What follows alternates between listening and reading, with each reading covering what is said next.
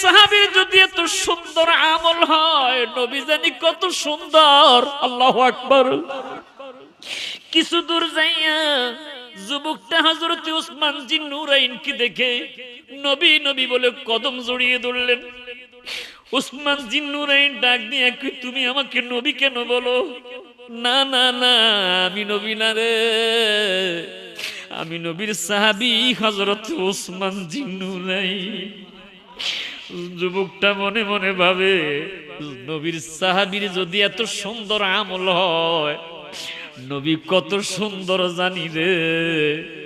যেতে যেতে হযরতে আলীর সাথে দেখা, নবী বলে জড়িয়ে ধরলেন, আমিও নবী না, আমার নবী আছে হুজরা খানা, আমার নবী। ওমরও কথা বলে না, আবু বকর কান্দে, ওমর কান্দে, আলী কান্দে। আলী বলো নবী কোথায়, নবী কোথায়? যুবকটা নবী নবী মনে করে মসজিদে নববীর মধ্যে যাইয়া হযরতে আবু বকর সিদ্দিককে নবী বলে জড়িয়ে ধরেছে। আল্লাহু আকবার। আবু বকর সিদ্দিক ডাক নিয়ে বলে, যুবক, আছে বান্দার জিন্দেগি, নাই রে বান্দার বন্দেগি। ये दुनिया का मिस्ते कागज का फूल है, দুনিয়াটা একটা কাগজের ফুল, এই ফুলের জন্য মানুষ পাগল হয়ে গেছে। আছে বান্দার জিন্দেগি, নাই রে বান্দার বন্দেগি। কথা বলেন ঠিক না বেঠি? সুদ তো ভরে গেছে, ঘুষ ভরে গেছে, জোর জুলুম চালু হয়ে গেছে, ভাই ভাইয়ের সম্পদ দখল করে মারামারি কাটাকাটি হানাহানি আওয়াজ করে কোন ঠিক না বেঠিক? সেই ইবাদতের জন্য আল্লাহ সৃষ্টি করেছে, ওমা খালাকতুল জিন্না ওয়াল ইনসা ইল্লা লিয়াবুদুন। আল্লাহ ইবাদতের জন্য সৃষ্টি করেছে, কিন্তু নাই রে বান্দার ইবাদত যদিও থাকে, তাও মনের মধ্যে নেফাকি ময়লা। কথা কোন ঠিক না বেঠি? গভীর মনোযোগ বন্ধুরা আমার। তখন কিছু ফেরেশতা ছিল, অতুসাব্বিহুল মালাইকাতু বিতাসবিহি, রহমতের ফেরেশতারা তখন আমার নবীর গুণ কীর্তন গাইতে শুরু করেছে।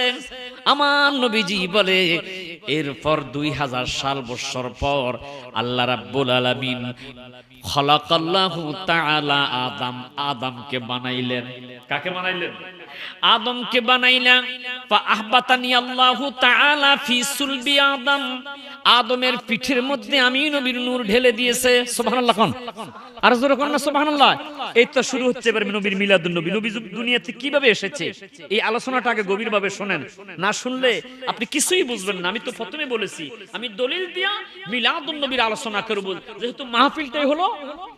সবাই বলেন কিসের মাহফিল? আর সবাই বলেন না, এটা গুনাহ হবে নাকি? মাহফিলের নাম কি? ঈদে মিলাদুন নবীর মাহফিল। ঈদ মানে হলো খুশি, মিলাদ মানে হলো আগমন। নবী হচ্ছে আমাদের নবী। আমার নবীর আগমন কোথায়? দুনিয়ার জমিনে। কিভাবে? ফা আহবাতানি আল্লাহু তাআলা ফি সুলবি আদম, আদমের মাধ্যমে আল্লাহ পাক নবীকে দুনিয়ার জমিনে পাঠিয়ে দিলেন।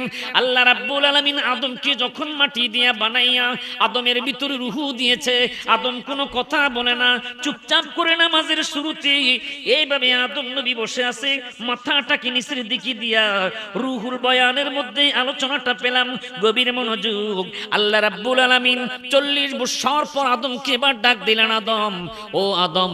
আদম ডাক দিয়ে কয়, আল্লাহ বলেন আপনার হুকুম কি, আপনি আমাকে বলবেন। আল্লাহ পাক রাব্বুল আলামিন ডাক দিয়ে কয়, আদম তুমি যে কোনো কথা বলো না, নড়াচড়া করো না। আল্লাহ গো, তুমি সৃষ্টি করেছ, রূহ দিয়েছ, কিন্তু কথা বলার তো কোনো এজাজত দাও নাই। আল্লাহ বলেন, এবার ইফারা আসাক, তুমি একটু মাথাটা উপরের দিকে তোলো। আদম উপরের দিকে মাথা তুললেন, দেখতে পাইল আরশ আজিমের মধ্যে একটা নূর জলমল জলমল করে জ্বলতেছে। আদম নবী এবার ডাক দিয়ে বললেন, হাযা নূর মিন হাযা নূর, এটা কিসের নূর? আমার আল্লাহ পাক বলে, হাযা নূরুম মিন যুররিয়াতিকা ইসমুহু আহমদ ফিস সামাই ওয়া ইসমুহু মুহাম্মদ ফিল আরদ।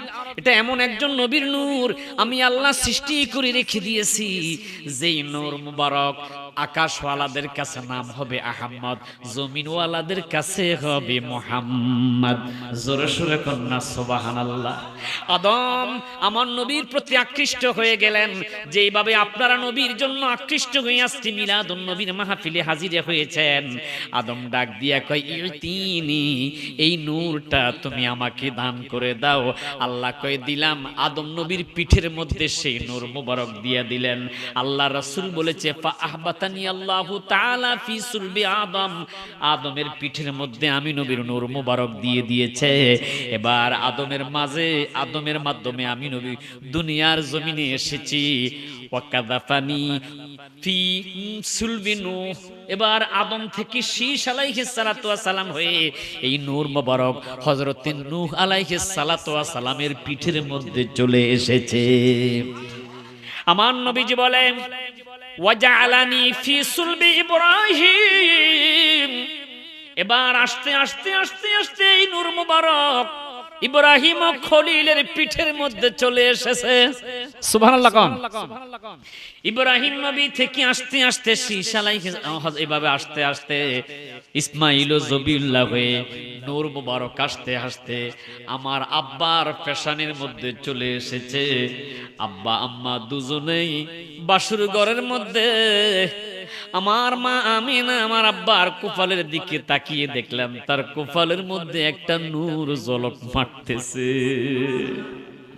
মা আমিনা হুকুম চাইলেন, স্বামী গো আপনি যদি অনুমতি দেন আপনার কুফালের মধ্যে আমি একটা চুমু দিব। খাজা আব্দুল্লাহ ডাক দিয়ে বলল আমিনা রে আমিনা, তুমি আমার বৈবাহিক স্ত্রী, অবশ্যই অবশ্যই তুমি আমার কপালের মধ্যে চুমু দিতে পারবে। মা আমিনা খাজা আব্দুল্লাহর কপালের মধ্যে এইভাবে একটা চুমু দেওয়ার সাথে সাথে রুহুল বয়ানের মধ্যে ফেলাম রে, সাথে সাথে মা আমিনার গর্ভের মধ্যে আমার নবীর আগমন, নবীর মিলাদ হয়ে গেছে। আর একটু জোরে জোরে জোরে কন্যা মারহাবা।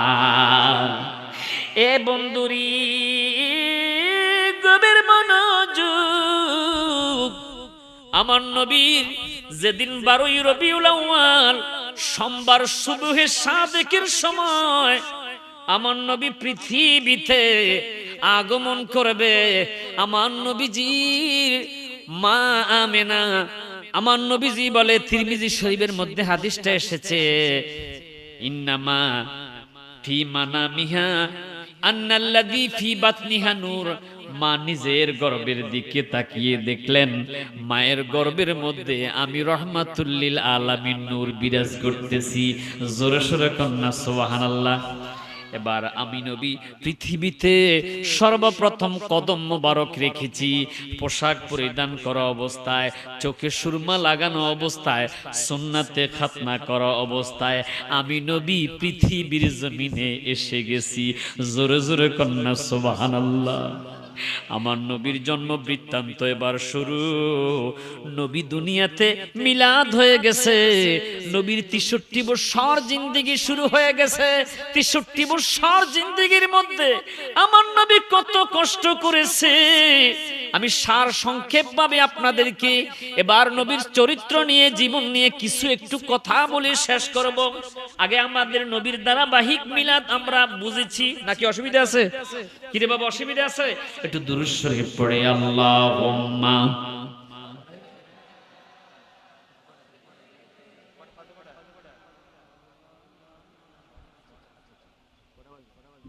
ওয়া আলা আলি।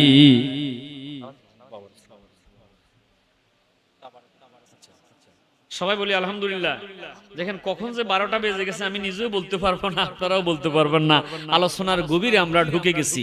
কথা কোন ঠিক না বেঠিক? আমার বন্ধুরা নবীর জিন্দেগি থেকে ছোট্ট একটা কথা বলবো।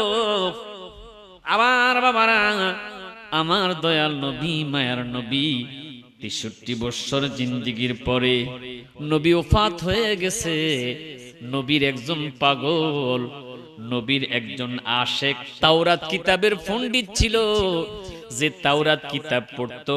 একদিন তাওরাত কিতাব নিয়ে বসে গেছে, তাওরাত কিতাবের পাতাগুলো উল্টাচ্ছে, উল্টিয়ে দেখতেছে হযরতে মুসা নবীর নাম কম, আমার নবীর নাম হইল বেশি।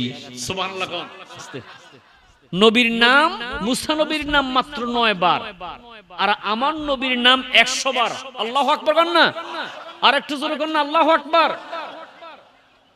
লোকটা মেনে নিতে পারলেন না, কিরে মুসা নবীর নাম বেশি কিন্তু আমার নবী, মুসা নবীর নাম কম আর মুহাম্মদুর রাসূলুল্লাহর নাম বেশি, তিনি মানতে পারলেন না।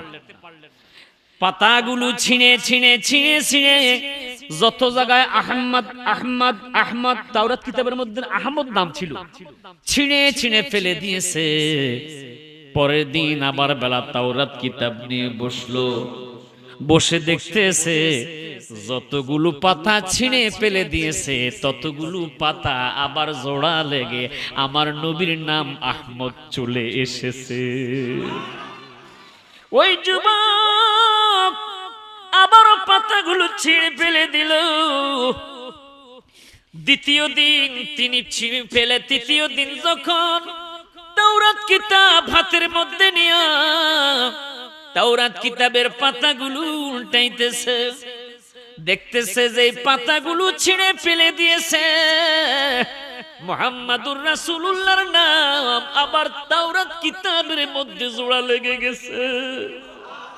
যুবক বুঝতে পারলো রে, না না না, পাতা ছিঁড়ে ফেলে দিতে পারি, অন্তর থেকে সেই নবীর নাম মুছবে না, আমার আল্লাহ বাদ দিতে পারবে না। কারণ যারে না বানাইলে লাউলা কালামা খালাকতুল আফলাক, আল্লাহ কিছুই বানাইতো না, ওই নবীর নাম বাদ দিয়া কিছু করা যাবে না। কথা বলেন ঠিক না ঠিক? নামাজ আছে নবী লাগবে, রোজা আছে নবী লাগবে, নামাজ দিয়া আছে নবী নাই, রোজা আছে নবী নাই, এই নামাজেরও দাম নাই, এই রোজারও দাম নাই। আওয়াজ করে কোন ঠিক না বেঠে? যুবক পাগল হয়ে গেছে ওই নবীজিকে দেখার জন্য। নবীটা জানি কেমন রে, যার নাম জোড়া লেগে গেছে তাওরাত কিতাবের মধ্যে। এইবার যুবক আউলাকে সে পাগলের বেশে দৌড়াচ্ছে মদিনাতুল মুনাওয়ারা।